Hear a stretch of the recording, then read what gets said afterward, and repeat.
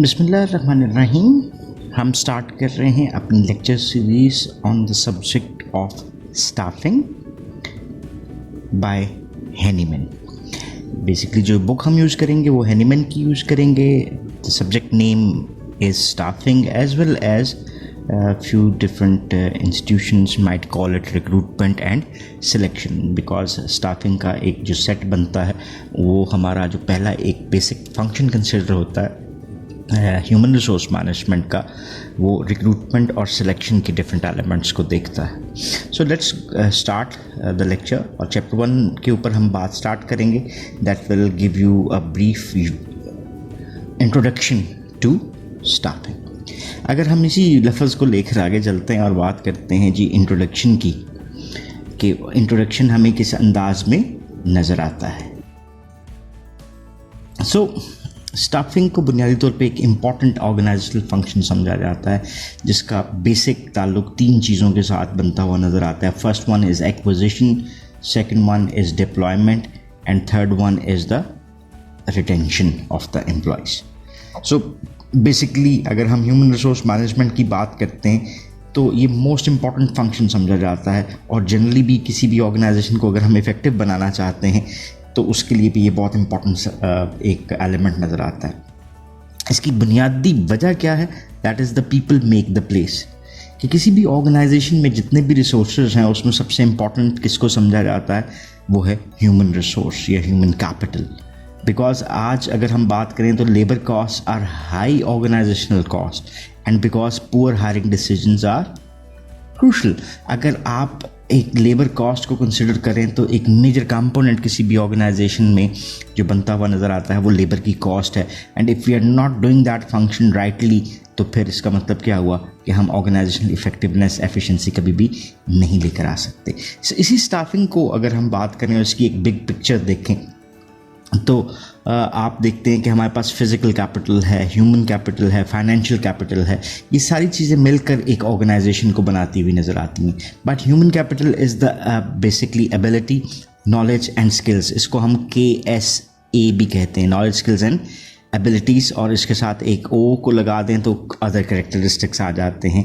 So basically human capital is KSAO and their motivation to use them successfully on the job.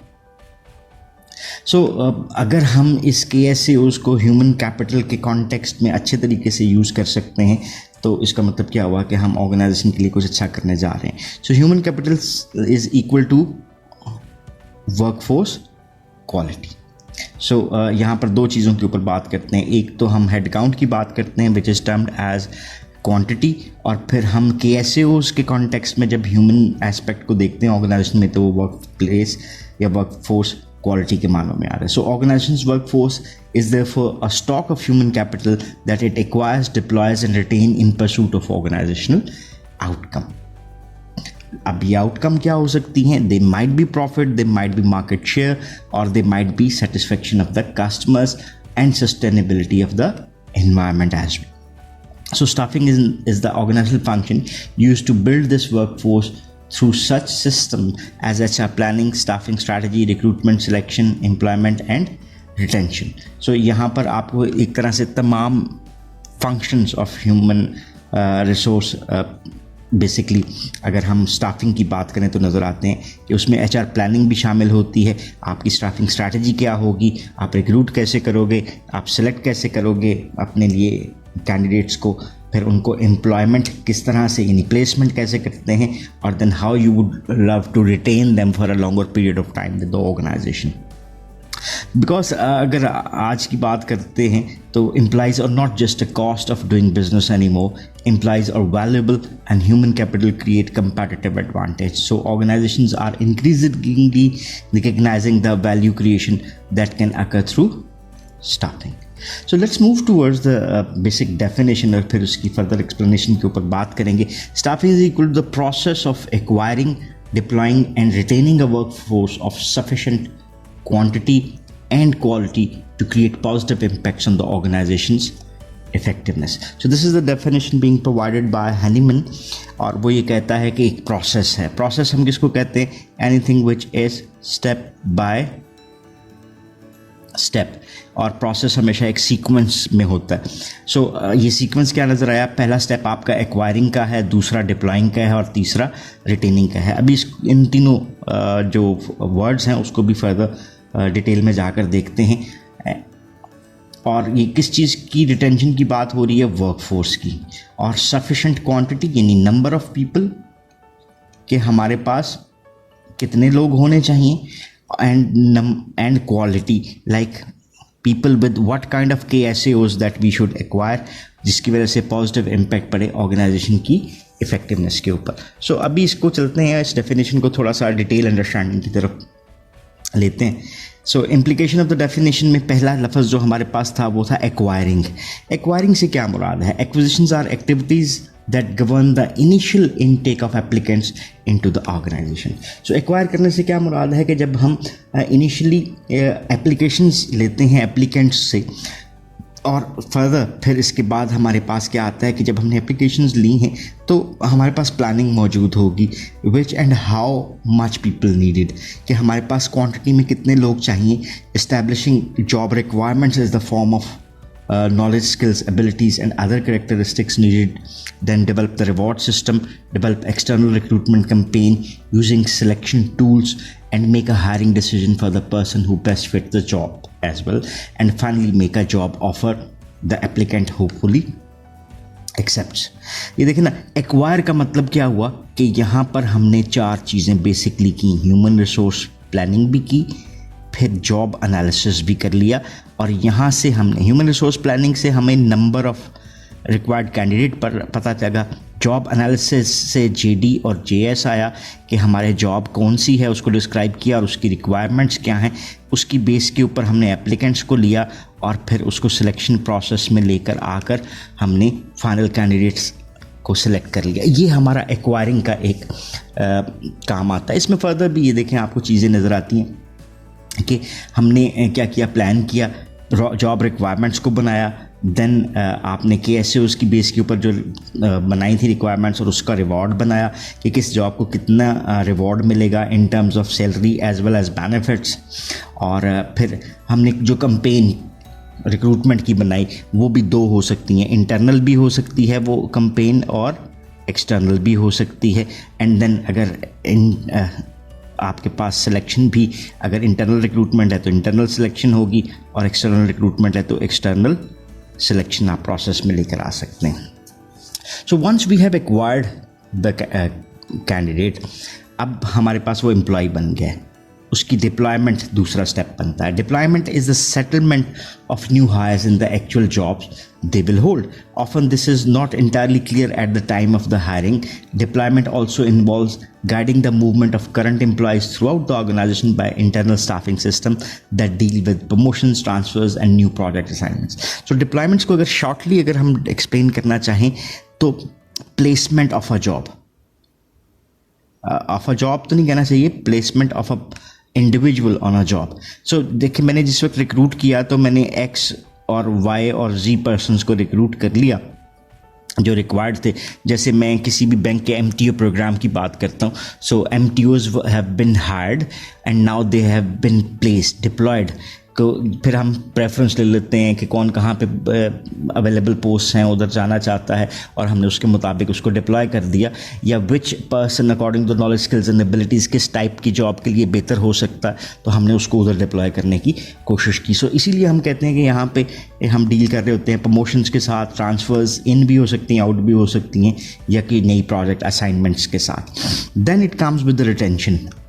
So retention system should manage the inevitable flow of employees out of the organization. So outflows can be involuntary for the employees or they can be voluntary and initiated by the employee. So retention क्या है? एक ऐसा system जो कि hold करता है कि employees का फ्लो हम बरकरार रख सकते हैं ऑर्गेनाइजेशन में. ये फ्लो 2 होते हैं, इनफ्लो और आउटफ्लो बेसिकली. सो आउटफ्लो क्या कहलाता है? ये एग्जिटिंग द ऑर्गेनाइजेशन कहलाता है. सो ये आउटफ्लो इनवॉलंटरी भी हो सकता है जिसमें हमने निकाल दिया फॉर द एम्प्लॉइज़, और ये वॉलंटरी भी हो सकता है जैसे उसको कोई अच्छी जॉब मिल रही थी तो वो छोड़कर चला गया. सो इसको कंट्रोल करना, that is organisation should try to minimise turnover और ऑफ वैल्यूएबल एम्प्लॉयज़। ये जो इनफ्लो है वो कौन सा है, वो आपका एक्वायरिंग से कंट्रोल होता है और आउटफ्लो रिटेंशन से कंट्रोल होता है। सो लास्ट जो इसके साथ एक वर्ड हमारा बनता था प्रोसेस का, दैट इज़ एक प्रोसेस या सिस्टम के तौर पे है। तो staffing is a process that manages the flow of people into the organisation, within the organisation and out of the organisation. So organisation use planning, recruitment, selection, decision making, job offer and retention systems which are interconnected. So हमने जैसे पहले कहा था कि staff के एक process क्या है, सेट ऑफ सीक्वेंशियल स्टेप्स है जिसको हम एक सीक्वेंस में परफॉर्म करते हुए नज़र आते हैं। सो इसी डेफिनेशन में हमें दो और वर्ड मिले थे, that is quantity and quality. So एक organisation should have enough people to conduct business and also people with the right knowledge, skills, abilities and other characteristics. So right number of people किससे relate करता है, quantity से, और right kind of people in context of KSAs तो वो किससे relate करता है, वो क्वालिटी से रिलेट करता है। So combination of these two create a maximally effective staffing system. Next जी, हम ये क्यों कर रहे थे, बिकॉज इसका बेनिफिट हमें मिलता है ऑर्गेनाइजेशनल इफेक्टिवनेस की सूरत में। So जो स्टाफिंग सिस्टम है should be viewed in the broader macro context to realize organizational goals like survival, profitability and growth.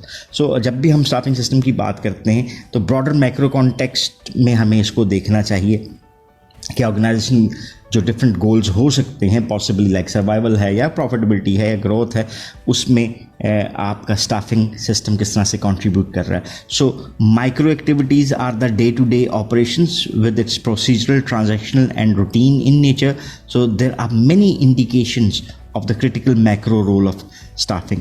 सो ये मैक्रो रोल ऑफ स्टाफिंग आपको जो ऑर्गेनाइजेशनल इफेक्टिवनेस में नज़र आता है, लाइक वो क्या है, लीडरशिप टैलेंट है। Losing a key leader to a competitor can have enormous impact on the employees and can increase the exit impacts. जैसे for instance if one was a leader in the your organisation और वो आपकी sales team को handle कर रहा था, वो एक नई ऑर्गेनाइजेशन में चला गया और उसके मैक्सिमम लोग जो सेल्स टीम के थे वो उसने ले लिए, तो आपका टर्नओवर इंक्रीज़ हो गया। फिर आपके कंपेटिटर फर्म में वो जा रहे हैं तो the points that he had developed वो उनको ईजिली कैप्चर कर सकता है कंपैरेटिव ऑर्गेनाइजेशन के लिए।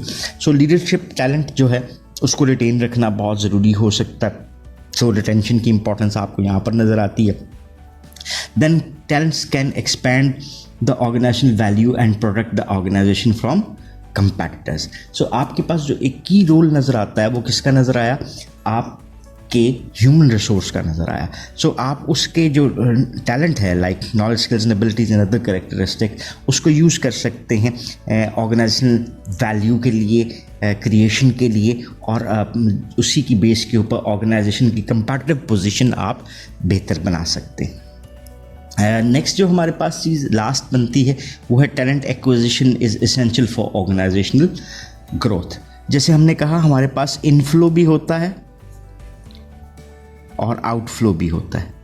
सो अगर आउटफ्लो और इनफ्लो जिस तरह से हम कर रहे हैं मैनेज, तो इसका एक हमें क्या रिक्वायर्ड है, बैलेंस। आउटफ्लो की सूरत में हमें क्या क्रिएट करना पड़ेगा, इनफ्लो। इनफ्लो किस तरह से क्रिएट होगा, थ्रू स्टाफिंग एक्टिविटीज़। और आउटफ्लो को रिड्यूस करना चाहते हैं तो आप रिटेंशन की तरफ जाएंगे। सो टैलेंट एक्विजिशन जो किसी भी ऑर्गेनाइजेशन के लिए एसेंशियल नज़र आता है, इसी के साथ रिटेंशन को भी रख लेते हैं कि टैलेंट को एक्वायर भी करना और उसको रिटेन रखना जो ऑर्गेनाइजेशनल ग्रोथ के लिए नेसेसरी नज़र आता है। सो इस हवाले से हमने अंडरस्टैंड करने की कोशिश की कि स्टाफिंग है क्या। इस लेक्चर को यहाँ पर हम क्लोज करते हैं, just having a quick glimpse of what we have studied. तो हमने इंट्रोडक्शन लिया ऑर्गेनाइजेशन का स्टाफिंग के हवाले से, फिर हमने नेचर ऑफ स्टाफिंग की एक बिग पिक्चर को देखा जहाँ पे हमने उनके नॉलेज, स्किल्स, एबिलिटीज़, यानी क्वांटिटी, क्वालिटी के कॉन्टेक्स्ट को देखा और इम्पोर्टेंस को अंडरस्टैंड किया कि क्यों ये ज़रूरी है। फिर हमने डेफिनेशन को देखा जिसके डिफरेंट एस्पेक्ट्स को डिटेल में अंडरस्टैंड किया। तो स्टाफिंग क्या थी, that is the process of acquiring, deploying and retaining work force of sufficient quantity and quality to create positive impact on the organisation's effectiveness. So in the end हमने ये different aspects जो acquire, deploy, retain, और as a process quantity and quality और organisational effectiveness को deeply understand करने की कोशिश की. So that's all about this lecture. If you still have any question और queries, so you can ask in the comment section and we would definitely love to answer those. So once again, thanking you. Have a nice time. Allah Hafiz.